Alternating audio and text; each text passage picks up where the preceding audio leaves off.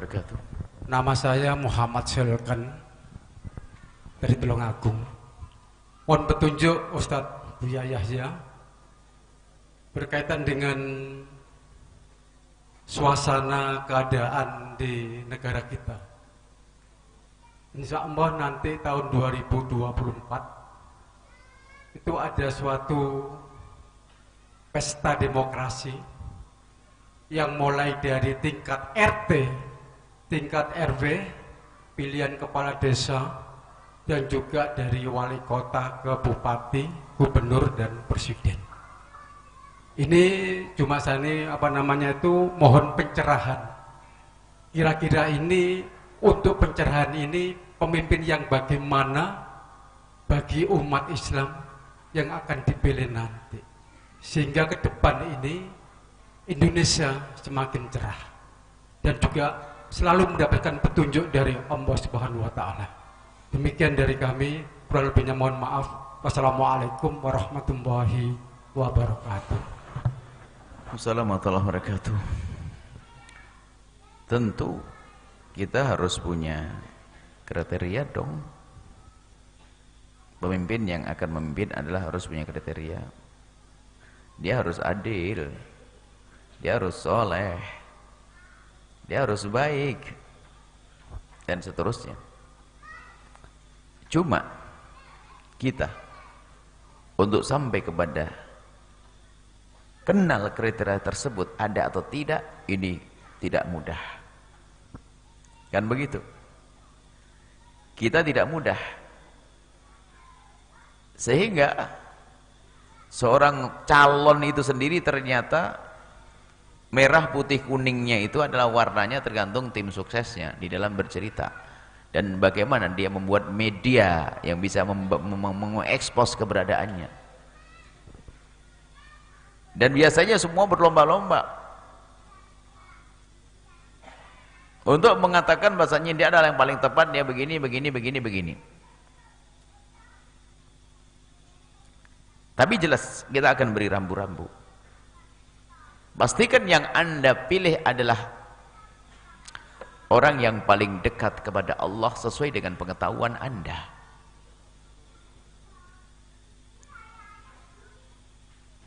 Kalau Anda tidak tahu, jangan memilih dia. Jangan-jangan dia musuhnya Allah. Hati-hati. Kalau Anda berusaha untuk mengetahui dia dan Anda faham sampai derajat Anda kenal dia layak karena dia kenal Allah, itu sudah sah. Biarpun Anda salah mengenal, ternyata penjahat, dia pakai kopiah, bukan urusan Anda. Yang penting waktu Anda memilih dia, memang ada kriteria yang Anda fahami dari siapapun dia. Maksudnya kriteria masuk di telinga Anda. Dia adalah baik begini, sudah cukup. Yang jadi masalah adalah memilih orang Anda tidak mengerti, itu berarti Anda khianat. Anda akan mengangkat orang yang Anda tidak tahu bakal punya maslahat atau tidak. Tapi kalau Anda sudah memilih bahasanya dia baik kepada Allah, gambaran ini Anda tahu, maka biarpun salah Anda tidak dosa. Saya lanjutkan. Jadi harus dia baik kepada Allah. Baik kepada Allah tidak harus punya sholat puasa Senin Kemis setiap saat.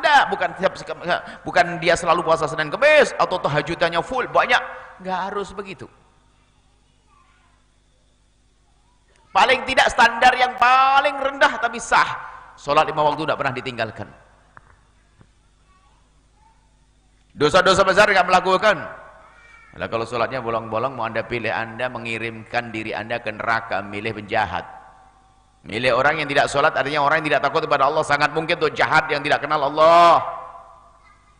Harus itu kenal Allah. Enggak harus dia duhaan full 8 rakaat tahajud begini, enggak. Yang penting sholat 5 waktu, Ramadan dia puasa, kemudian menjalankan syariat, biarpun hanya fardu-fardunya saja sudah cukup deh untuk kriteria hari ini. Tapi kalau Anda memilih orang yang biasa berbuat jahat, sesungguhnya Anda memfasilitasi kejahatan untuknya yang lebih gede lagi di saat kau angkat dia jadi pemimpin. Yang kedua, dia harus baik dengan manusia. Harus baik dengan sesama. Bukti kalau dia baik dengan penuh kasih dan sebagainya. Kalau baik itu adalah tidak akan menyakiti, tidak akan zalim, tidak akan aniaya. Ini untuk mengetahui hal ini adalah nggak gampang. Mungkin Anda dengan tetangga Anda saja mengetahui bahwa dia baik sama tetangga perlu waktu kan? Wah, dia baik sama tetangga, bagaimana? Dia suka membantu, dia penyabar, suka apa? Anda baru ketahuan. Lah kalau calon-calon ini Anda tidak pernah tahu sebelumnya, dari mana Anda tahu? Lagi-lagi melalui tim sukses. Nah, lagi-lagi melalui tim sukses. Dengan cerita bermacam-macam, wah pakai gua macam-macam. Tapi yang jelas Anda pengen tahu dong, mencari dari siapa saja. Pokoknya saya pengen tahu siapakah calon ini, untuk aku coblos, untuk aku pilih. Jadi jangan sampai Anda memilih begitu saja hanya gara-gara dikirimi duit langsung terima. Wah, ini Anda khianat. Kemudian lanjutannya ini saya sebutkan dalam banyak. Ini ceramah beberapa tahun lalu, ini diulang lagi. Kemudian setelah itu Anda pastikan di saat Anda memilih dia, setelah Anda mempelajari itu semuanya, Anda memilih dia, Anda pastikan tidak ada kepentingan pribadi Anda. Kalau sudah ada kepentingan pribadi biasanya nggak adil. Pribadi itu bisa saja kepentingan untuk keuntungan saya, misalnya apa? Ditawari jabatan. Makanya saya sering guyonan sama tim sukses, ente tulus karena Allah, iya. Bagus. Tapi tidak kasih jabatan, mau? Mikir dia. Wah, berarti ente jadi tim sukses khianat. Karena apa? Ente mengharap jadi punya jabatan, pasti berbohong kamu. Tim sukses gumbal ini. Kita ingin tim sukses yang ikhlas. Memang karena dia orang baik saya perjuangkan dan saya tidak rindu untuk mendapatkan jabatan. Jadi Anda pilih dia bukan karena kepentingan pribadi Anda.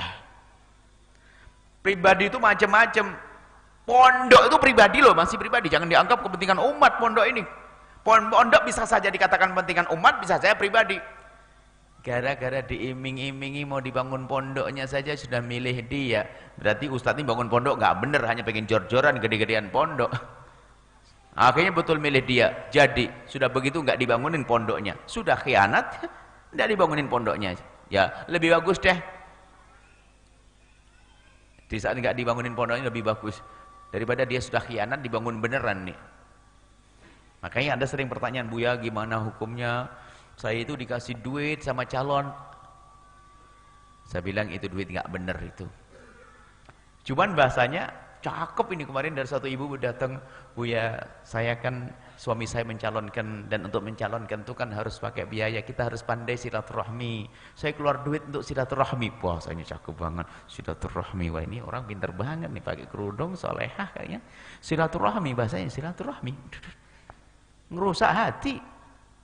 Makanya kalau Anda dikasih duit sama orang itu ketahuilah, jangan mau. Karena Anda akan dibeli hati Anda. Lalu ada yang berkata, Buya terlanjur habis duitnya. Oh Anda harus tobat dong. Tobatnya gimana? Jangan pilih dia. Wah cakep nih. Makanya nggak ada calon deket-deket sama saya gara-gara itu. Enak itu. Pokoknya yang ngasih, yang terima, tobatnya jangan pilih dia. Wah enak, gara-gara itu nggak ada ngasih duit sama kita, enak. Sebab kalau ngasih sama saya pasti tidak saya pilih. Kan enak begitu. Dan alhamdulillah aman, al-bahjah aman. Sebab tahu kalau mereka ngasih pasti tidak dipilih sama nah, begitu tobatnya. Kemudian keluar dari kepentingan pribadi Anda, bukan karena diiming-iming jabatan dan sebagainya, bukan. Saya milih karena Allah tadi, karena dia baik. Kemudian jangan lupa yang keempat, malam harinya Anda mengadu kepada Allah serius, jujur. Yang mau mencoblos itu malamnya tahajudan enggak dan sholat hajat enggak? Jujur nih, harus, karena Anda tulus minta ya Allah. Setelah itu Anda pergi, Anda coblos sesuai dengan yang Anda renung tadi. Maka Anda tidak dosa, biarpun Anda salah. Tapi begitu sebaliknya, kalau Anda tahu dia enggak benar, lalu Anda pilih, Anda sudah dosa, biarpun dia ternyata tobat, Anda tetap dosa. Karena Anda niat mengangkat penjahat. Omongan saya seperti inilah yang menjadikan politikus itu sayang dengan saya. Karena ini nasihat bagi mereka. Maka mereka sayang dengan omongan kami ini, mereka sayang. Benar sama saya, sayang betul. Jadi, karena ini nasihat beneran ini. Jadi setelah itu, kalau Anda sudah benar dengan seperti itu, Anda enggak dosa. Biarpun ternyata salah pilih. Karena Anda sudah benar memilih dengan catatan-catatan yang kami sebutkan ini saja ya. Insya Allah. Masih jauh-jauh Anda sudah bertanya begini ini, tapi nggak apa-apa, biar jadi rambu-rambu. Nanti ramai nanti. Langsung aja klik di YouTube nasihat Buya di dalam memilih pemimpin, itu sudah ada sebetulnya. Panjang lebar itu semuanya. Insya Allah. Wallahu a'lam bishawab. Setelah Anda menyaksikan video ini, jangan lupa berselawat kepada baginda Nabi Muhammad sallallahu alaihi wa alihi wa sahbihi wasallam.